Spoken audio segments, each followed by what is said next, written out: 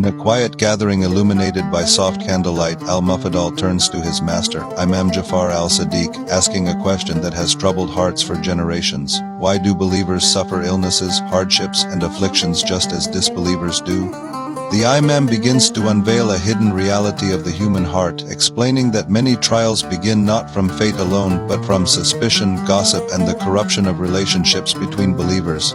He describes how a believer may hear negative speech about his brother, listen to it carelessly, and allow it to grow inside him until he imagines evil without proof, eventually carrying hidden resentment and treating his innocent brother with coldness and harshness.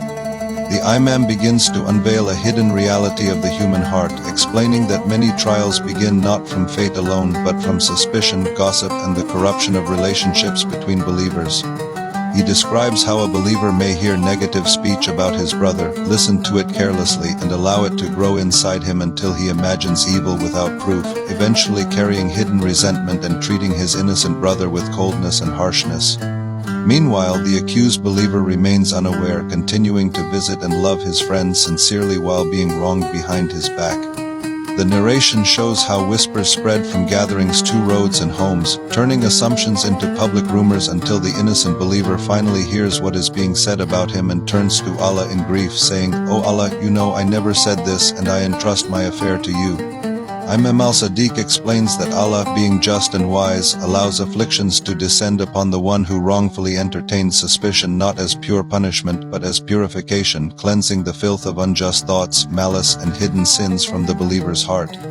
The suffering becomes a mirror of the pain he caused another soul, and through illness, grief, and hardship, Allah purifies him and brings him back toward humility, reflection, and repentance. The Imam emphasizes that all of Allah's actions toward the sincere believer contain goodness even when hidden beneath pain, and the perfected believer responds to hardship not with accusation against Allah but with patience, gratitude, and trust, saying perhaps this suffering contains goodness for this world and the hereafter. Comforted by sincere believing friends who remind him not to despair, his heart softens, and he praises Allah until the burden of spiritual impurity is lifted from him. Al-Mufaddal then asks about the suffering of the disbeliever, and Imam al-Sadiq explains that unlike the believer whose trials purify him, the disbeliever knowingly supports injustice, spreads malice, and persists in corruption, so his afflictions become humiliation, revenge, and a dark ending rather than mercy and purification. The narration closes with a solemn warning that some suspicions are sins, that gossip can destroy souls and relationships, and that the unseen state of the heart matters deeply before Allah.